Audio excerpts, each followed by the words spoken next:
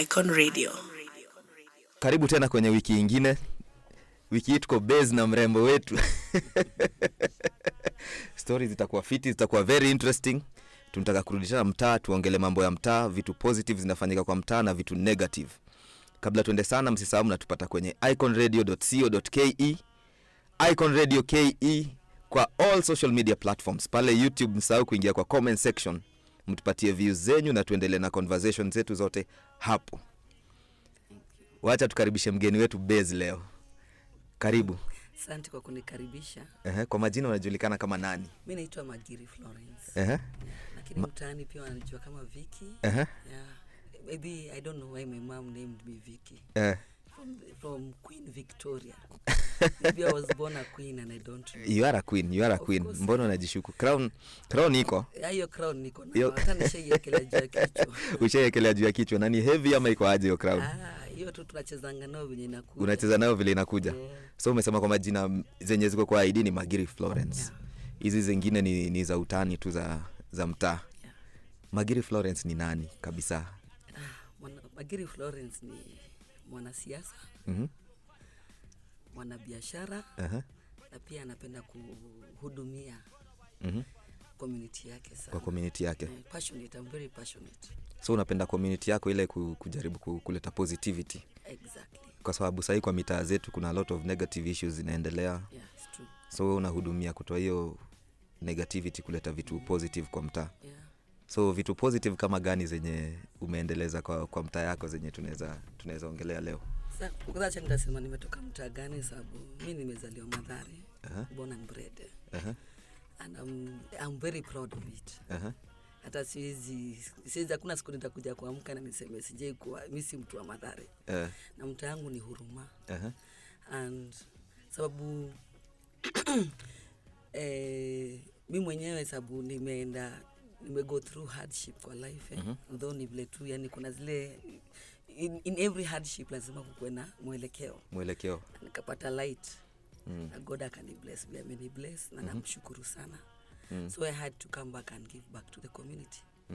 And I focus so much on girls.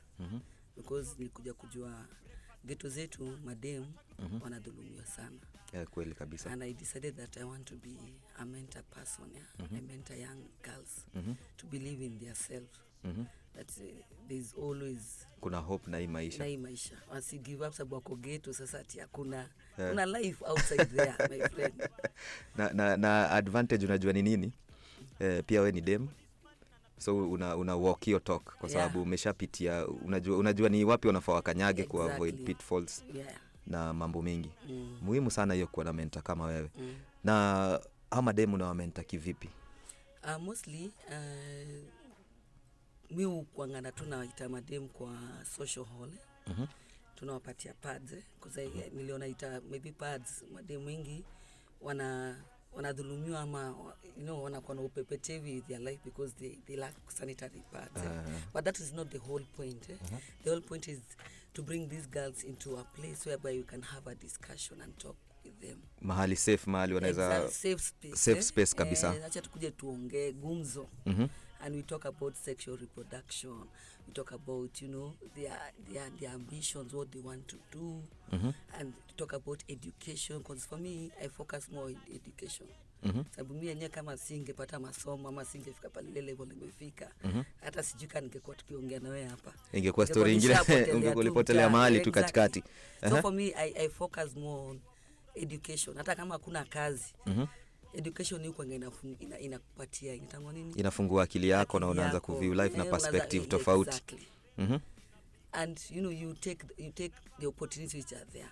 Whether it's sports, whether we're in poor kwa arts, whether we're in poor, there are so many things that you can do in this life. As long as uko educated vizuri. Exactly. Na hii shida ya education.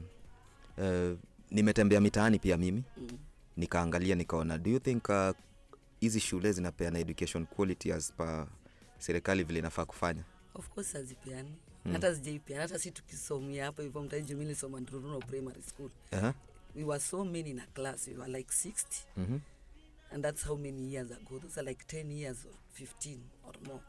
And yet the same problem is still there. na numbers zimeongezeka. Bado numbers zimeongezeka.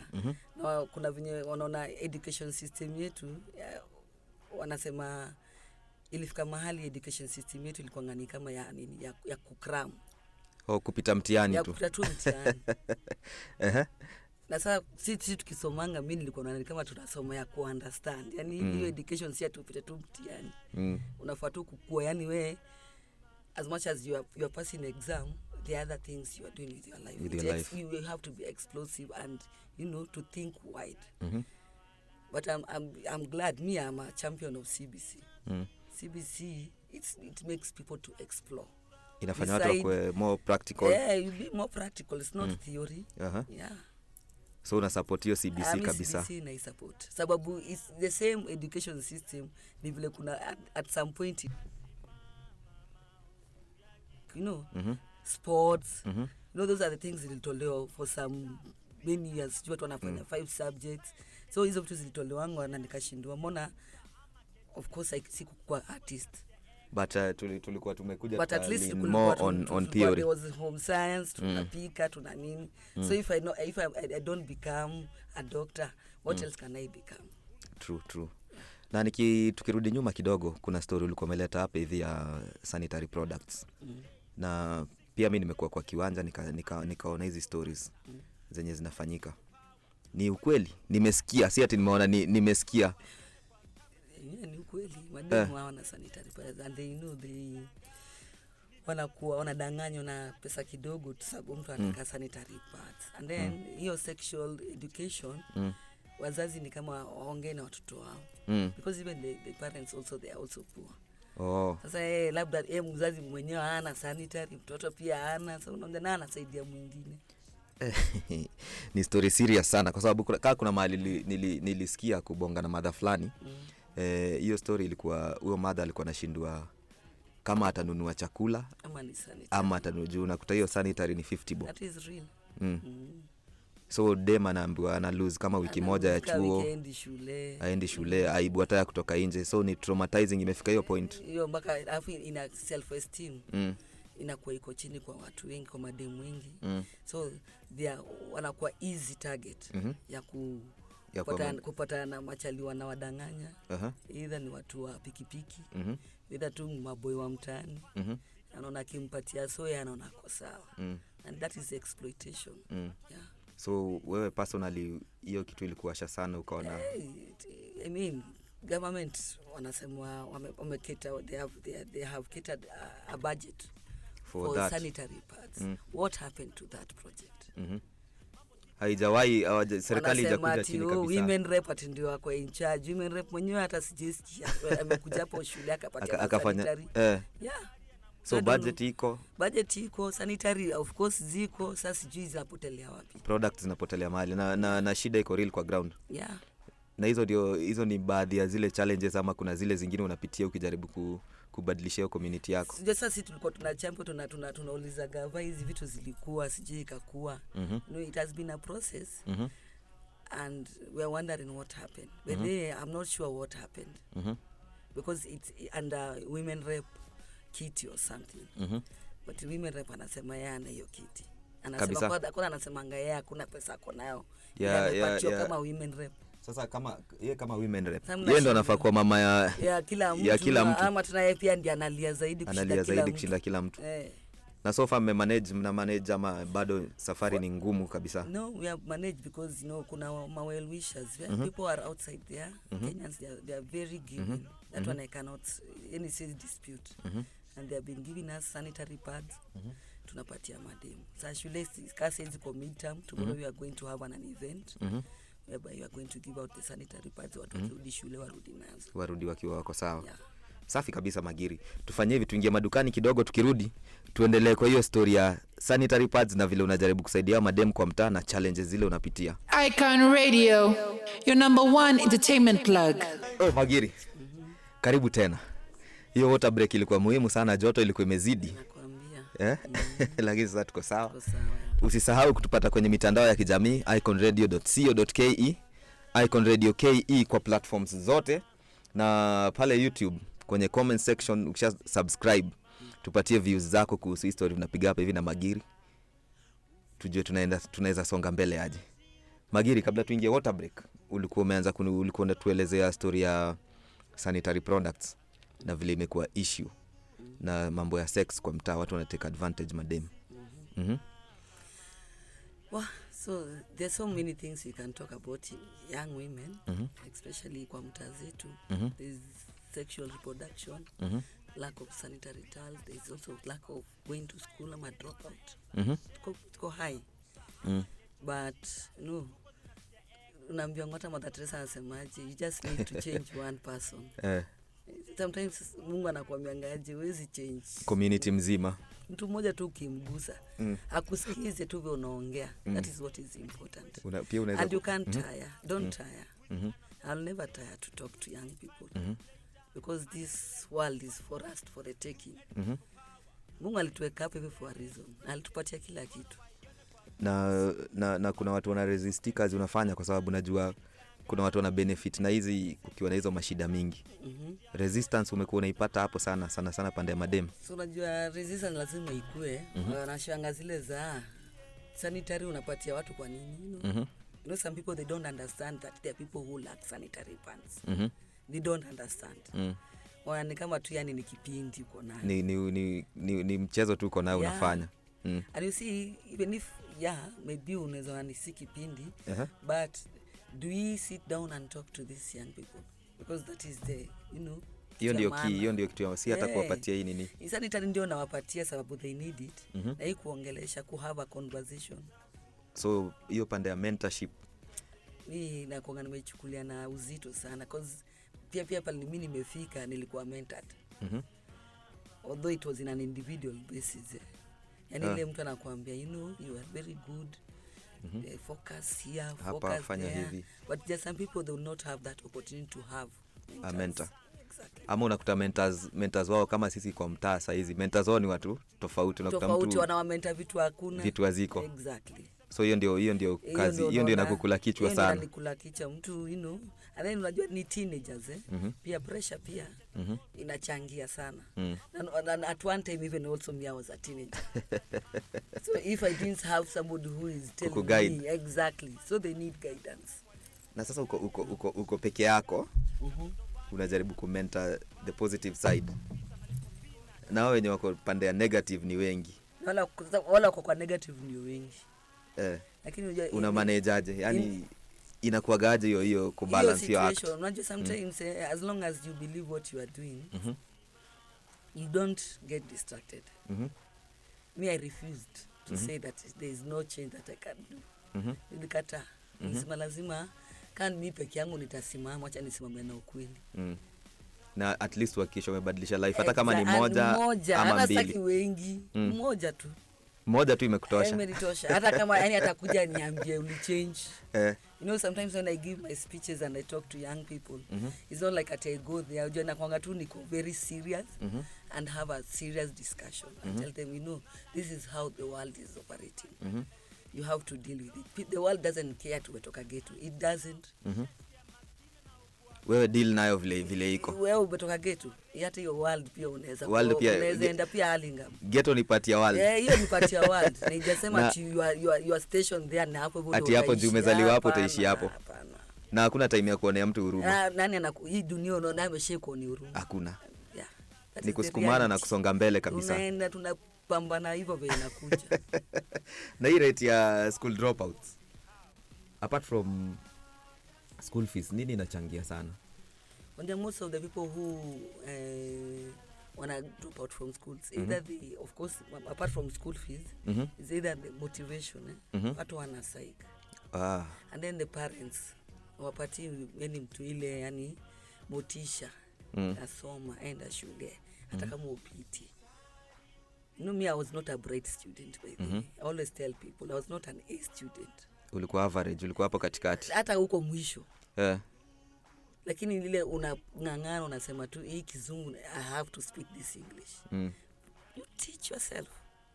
Paka unasonga unafika unajipata umekuwa tofauti na exactly. Sio kama kila mtu mwingine kwa mtaa. Because mimi si ati nilitoka Mponi kiona ni kungangana, ni kupambana na hali yako. So there are some people most of the people they think because they are not doing very well in school, so waoni na mzazi anaona sasa hata huyu ni failure, nangangana kutoa do yangu nikimlipia ya nini. Alafu pia mzazi unakuta education haikumpeleka mahali. Na yeye mwenyewe haiko educated. My mom was not educated. So anaona hata hakuna haja ya kulipia mtu education. Anaona sasa wewe ushiki kitu sasa acha nikupeleke, na tena mpeleki hiyo kosa, anasema atampeleka. Hata tena ana hiyo ya kupeleka hiyo kosa.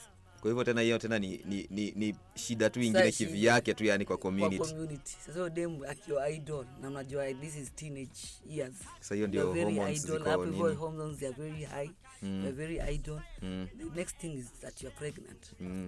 And then when you become a mother, then maisha na take another turn. And then you're very young. Yeah. Magiri, activism. Ni kwanza hata sijajua definition ya activism na feminism. Ni one and the same thing ama ni vitu mbili tofauti? No, activism is you are angry about something. Unaangalia hii unasema tu I need to change something. You are angry, you are active, you are very, you know. And I always tell people even Jesus Christ was very was an activist. The best in history. That one is written. Jesus was an activist. So is Muhammad was an activist. Sababu alikuja kaangalia hii world manzi. Vitu hazifai kukua zinaenda hivi vile zinafaa kukua. So activism is all about being angry about something and you want to change it. Yeah. And feminism is all equal opportunity between male and female. Si definition hizi zenye tunaona kwa mtaa. Unajua sasa watu wanasemanga I'm a radical feminist, we toxic feminist. Hakuna kitu kai hiyo. Those are just narratives that are just coming up to confuse wananchi kabisa. The agenda we are pushing. So what's the agenda you're pushing? The agenda kama pushing activists na feminists. Women have struggled so much over the centuries. Be it culture inawadhulumu, religion inawadhulumu. Mimi ni Mkristo, lakini pia religion inadhulumu watu sana. Wanawake tena sana. Ufai kuongea, ufai mitaa now today society. Pia inadhulumu tu wanawake sana. So feminism is all about bringing the change that women can do. Women also, they need this opportunity, equal opportunity. And the women themselves wako ready ku embrace hiyo change ama pia hiyo ni difficulty ingine kivyake? No, they're embracing. Women are taking strides in this country, whether it's political, whether it's where. We are, and you are coming and you are not stopping. So mimi naangalia na siangalio level ya pale juu yenye mahali mko. Nasema sasa umerudi sasa kwa community level. Umeingia, wacha nipeane example, umeingia kwa community, tuseme kama kuna community ya Wakorino, kuna community ya tuseme the Somali community, the Borana community. Kuna zile norms zimewekwa wanawake, kuna level hawafai kupita. Na over time imekuja kaingia pia madem kwa akili. Pia wamekuwa timid to your level. Ukiingia kwa mtaa kama hiyo wanakuresist ama unafanya kazi aje? Unajua, of course, unajua culturally, I'll just talk about culturally because it's been, brainwashed since we were kids. Sit like this, sit like a girl, sit, the man is the head, na ilikuja kafika mahali, hata ukikuja unaona tu a man ndio anafaa kuwakisha stima, akikanga bulb, So it's just cultural narrative that we have been brought up with. Ime grow over time. Exactly. So hiyo narrative kuichange inakuwa ni ngumu, lakini those are strides that we are making. Zile za women are here and we are part of this world with men. And we have to be in the equal, not, I don't want to be the head of course. But opportunities zile ziko pia mwanamke tu apewe. Anaweza zipata. Exactly. Kwa hivyo hakuna shida mnapata ile noma sana mkingia. Iko si of course challenges ziko tu, yani wewe kusema wewe ni feminist unasema basi unakuja kuharibu nyumba zetu wamekuja kuvunja kila kitu yetu hapa hivi. Hata kwanza. Wacha tuchukue break nyingine alafu tukirudi sasa uniambie challenges zenye tunazipata hapo kama wanawake ukijaribu kuongea nao kwa mtaa. Hizo story alafu sasa tuingie kwa siasa. Na pia kuna part nyingine ya feminism na activism hujaniambia kuna stories zimekuwa kwa mtaa, ma extrajudicial killings. Tuongelee baada ya break. na utuambie solutions ni gani na noma zile umeona mwenyewe personally. Ni kali kwanza. Ni kali. Safi. Icon Radio. Welcome back to the final part ya Base. Stories za Base leo zimekuwa a bit serious kidogo na zimekuwa moto. Tumeangalia zile issues watu wengi sana avoid kuongelea. Na tusisahau tena mahali unatupata kwa mitandao ya kijamii iconradio.co.ke, Icon Radio KE on all social media platforms. Pale YouTube. Subscribe, alafu tupatie comments, tuongee hapo hivyo, tuendelee story ya Magiri. Story ni mingi, zingine hatuwezi ongea hapa. Tuongee pale kwa mitandao ya kijamii na tutapata solutions. Magiri, ulikuwa unaniambia story ya culture vile zime madem na women wamekuwa indoctrinated ku think in a certain way, paka hata ukijaribu kuongea nao wanaona ni kama wewe ndio unawakosea. And you see, shida ni both male and female, they have been indoctrinated. Lazima mimi ndio nikuwe kupika, boy kazi yake anacheza. No, all of them should know how to cook, and all of them should also play at the same time. Kwa sababu ni wewe unakula, si ati unapikia mtu tofauti chakula. You're supposed to chakula. learn all these things for survival. You're not learning it for somebody I don't know where in the future. Hatujui future imetumekiwa nini. Kuna swali lazima tu nikuulize. Religion. Religion ina play part gani kuweka wanawake chini kwa community? Ama kuweka think design plan. Mimi ni Mkristo, and I read the Bible and I believe, God is there and there's Jesus Christ. But I think people use religion to kugandamiza wanawake sana. And I don't think that was God's intention. God's intention was, he built aliumba Adam. Na Adam alikuwa amelala hivyo akitengezwa. Exactly. So we don't know, apart from alitolewa ubavu sijui ya right ya left. But we think ati alimleta kama companion. We are supposed to be two independent individuals. Alileta helper. Exactly. Companion yani tu akuje msaidizi. Akuleta servant. Alileta helper. Hiyo ndio the word. God akuleta ati mwanamke akwe servant ya mwanaume, no. So unafikiria watu wana misinterpret the holy books, use religion ku serve purpose zao, intentions zao mbaya. So hiyo ndio kugandamiza wanawake zaidi. Man is the head, which is true. Because head alicreatiwa kwanza. Na woman anafaa kukua sasa tail. Si anafaa kukua tu kwa karibu na head. Labda kwa shingo ama masikio. Wengi husema ni neck. Na neck ndio na control the head. Exactly. So what does that show? God kwani unadhani alikuwa mjinga akifanya hivyo? Akifanya mambo yake. And people should stop playing God. They are not God. They should stop. Tukwe tu humans na tuishi tukwe reasonable. Each other on that lenses of humanity, and we just respect each other as male and female. Hiyo ni fiti na dunia tutaishi in peace. Hata tutakuwa na shida. Mambo ya ego mingi ziishi. Exactly. And of course I have to acknowledge that a man is different from me. That one I have in terms of strength, in terms of emotions, in terms the ile kitu ile inteliwa as a woman. Kuna realities always escape. I give part, a man doesn't. Those are things I need to accept. Kweli kabisa. Hiyo ni vita najua ni ngumu sana na tutawin.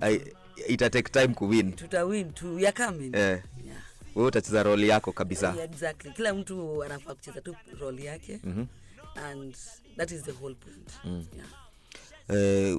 Kuna story moja nilikuwa over time nimekuwa naona unafuatilia sana ya youth unemployment, na vile nimeona reasoning yako kutoka mwanzo ina lead to vitu tofauti kama watu kuingilia crime, prostitution na vitu kama hizo. Alafu watu wakuja wakakuwa branded wote kwa kikundi moja, ikaleta mambo ya extrajudicial killings. Leo tuambie tusikie from your mouth. Inakwanga ni topic ni tricky sana because people they see it. Young people, for me when I say young people, I'm not talking about 30, 40. I'm talking about 15-year-olds. boys, teenagers kabisa au bado ni watoi. Mtu anashutiwa teenage, seriously. Ndio asikatai ameiba simu, sikatai ametumia violence, amedunga mtu kisu akakufa. We are not refusing all that. But is it worth it for someone to be shot and killed by the police because of a phone? When a lot of money is being stolen from in this government and country that is supposed to help that young people not to be in crime. Is it worth it? They are juvenile places. Why don't washikwe tu wapelekwa hizi juvenile? They change. So una feel I'm always emotional about that. Because hata mimi pale nilisomea ningetaka kukua kwa crime ningeingia kwa crime. So imagine saying ati ningeshutiwa pia. And then now Magiri will not exist today. So argument yako ni solution sio kukill, kwa sababu the more na kill the more wengine wanakuja. So tunaendelea kwa cycle. Wanasema one hero down. Wanasema the hero is down. Now they say it's like a gang, you know. Wewe mtu hero anaona yeye ndio hero, sasa ati ako down. Wewe mwingine unadhani sasa ndio hataacha kuiba.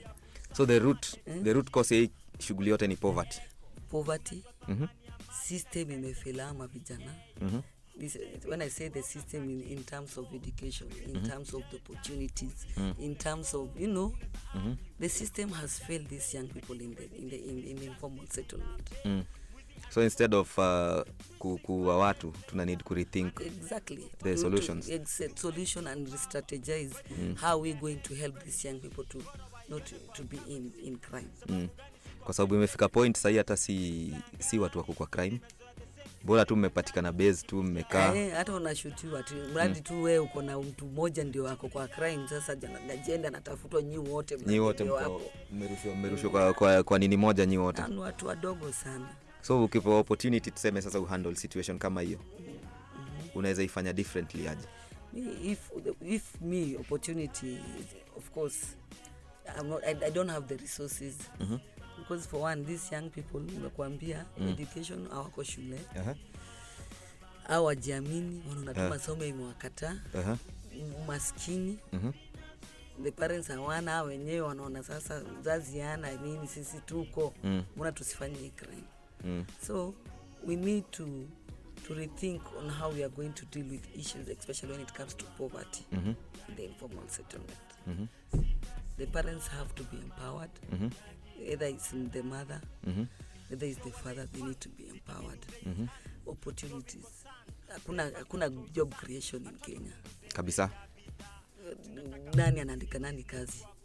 Hakuna mtu anaandika watu kazi. So hope imepotea kutoka chini. Imetoka chini mpaka hata sasa kwa wazazi, kwa watoi nini imeenda hivyo. Hakuna hope. So Magiri. Hii factor tuta avoid. Easy opportunities.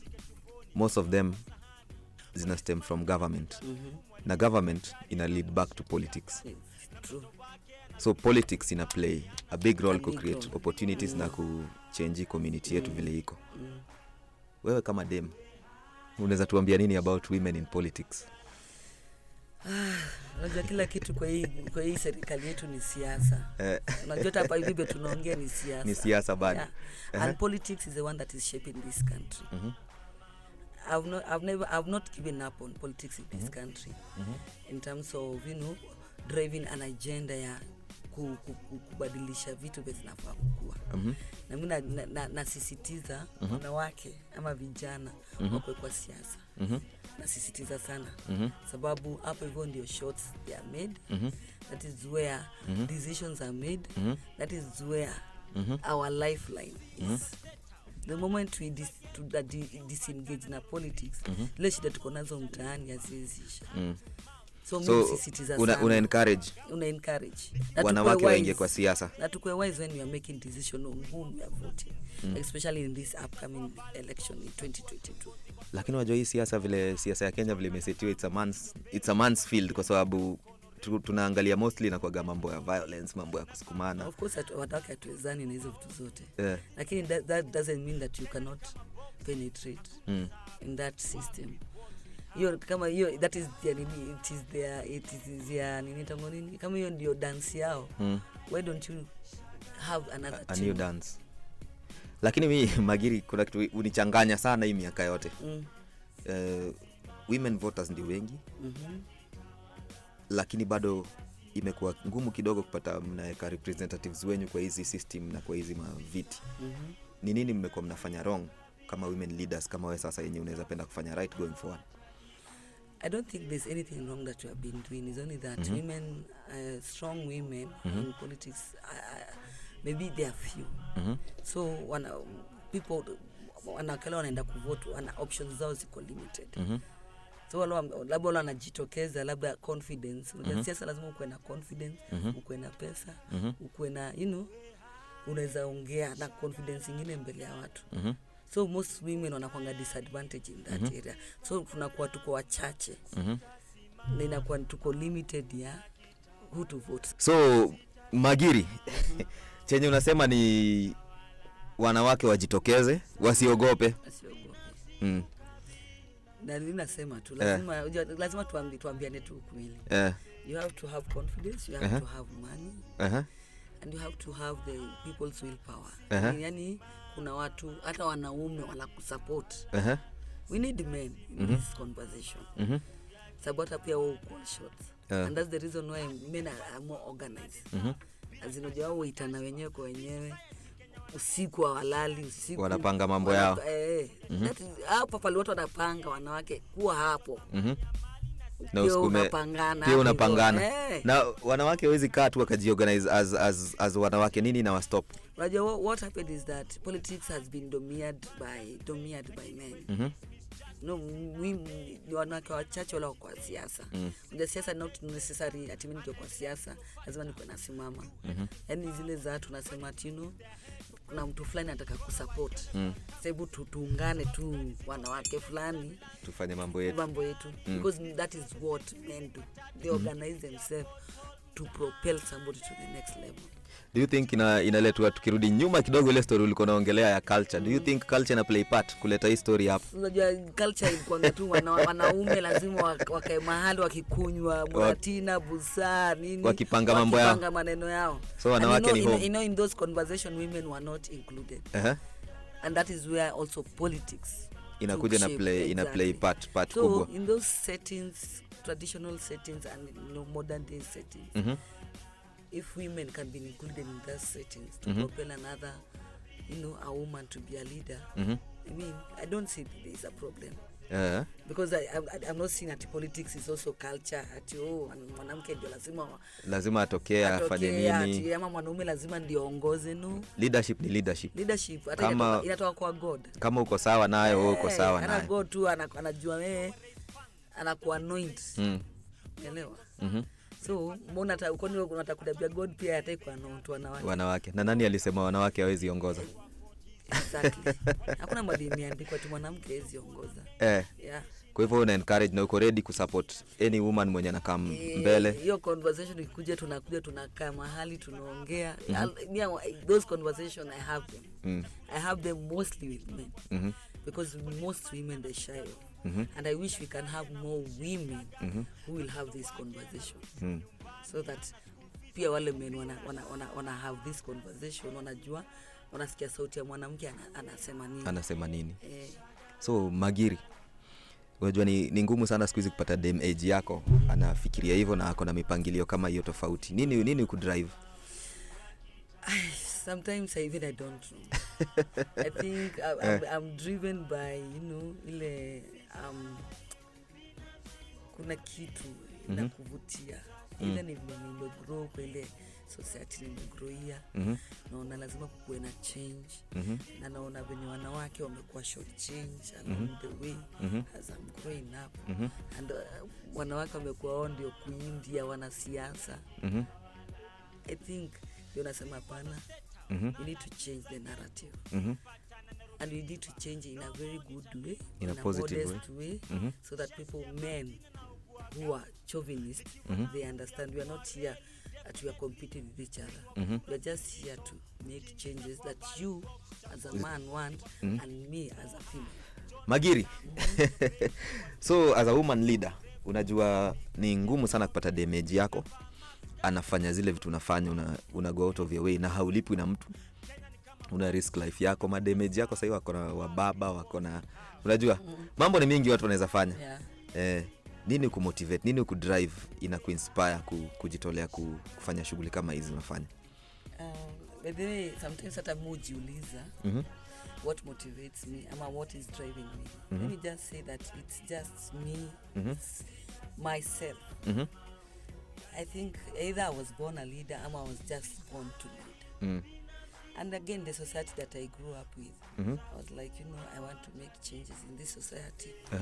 And that's drives me. And I'm always saying that Mother Teresa, because I've met her in Kiamaiko, kona home hapa hivyo. I met her when I was a child. Na nilikuwa naona tu kwenye mother anajitolea, yani kusaidia, and when I was meeting, I was just a young person. And then when I meet people nawaambia nisha meet Mother Teresa, wanashindwa kama tulikutania kwa international no. Mtaani tu pale. Mtaani. Sababu kwa mimi nilikuwa napenda kwenda church sana. So watu kama wao walikuwa wanakupatia hiyo roho ya kujituma. Exactly. So hiyo ndio ili make change kwa life yako na change, and nikasema tu even if I want to become a Mother Teresa, then I have a reason why I need to do something in this world before I leave. So unataka kuniambia hii story hauwezi escape? Yes, hata mu hepa, na nikihepa bado tu ninajipata unajipata umerudi tu hapo. It is me, it's part of me, and I cannot do anything about it. Sitakwambia uendelee kujipea tu hiyo courage na uendelee kusukumana. So Magiri, watu wanakupata wapi kwa mitandao ya kijamii, kwa social media platforms? Kwanza mimi nakuanga very active on social media. Sababu mimi activism yangu sana iko kwa social media. My Facebook page, Magiri Florence, Twitter Magiri Florence, Instagram Magiri Florence, YouTube yani hizo ndio. Mpaka I think jina yangu ni kubwa, ni vile tu labda sijijui. Ni vile ujijui fiti. So kwa mitandao ya kijamii mmesikia mahali tunapata Magiri. Tuendelee na hizi conversations kwa sababu hizi vitu wanaongelea. Mimi naweza encourage kwanza women wamjoin. Tuache kuhate watu, tuache kuhate each other, tuingie to make a better community. Magiri, parting shot kwa mafan wako, kwa community na kwa activists wengine unaweza waeleza nini? Nasema to be the change you want to see. Hiyo ndio nakwanga tu slogan yangu. Umesikia wasikilizaji? Be the change you want to be. You want to see. Be the change you want to see. Nice one hapo. Tunawashukuru sana kutujoin hii wiki tena kusikia conversations zetu. Ingawaje kuna mambo mingi yenye tungeweza penda kuongelea lakini muda ituruhusu. So umekuwa hizo social media platforms tuendelee kupiga story kwa sababu hizi ni story haziisha. Na tafadhali watu kama Magiri tuwapatieni moral kwa sababu kazi si rahisi, kazi ni ngumu sana na mtu anaweza give up at any given time. Na waki give up, community itaenda chini. So tukiona light moja mbili kama hizi, tafadhali tuendelee kuwapatia support na tuendelee kuwapea motisha ya kwamba wanafanya vitu positive. Tutafunga base leo kwa hiyo positive note na Magiri. Msisahau kwenye mitandao ya kijamii iconradio.co.ke, Icon Radio KE on all social media platforms. Tuendelee na conversations hapo hivyo. Na usisahau vile tumeambiwa, be the change that you want to see. See you next week. Amen. Icon Radio.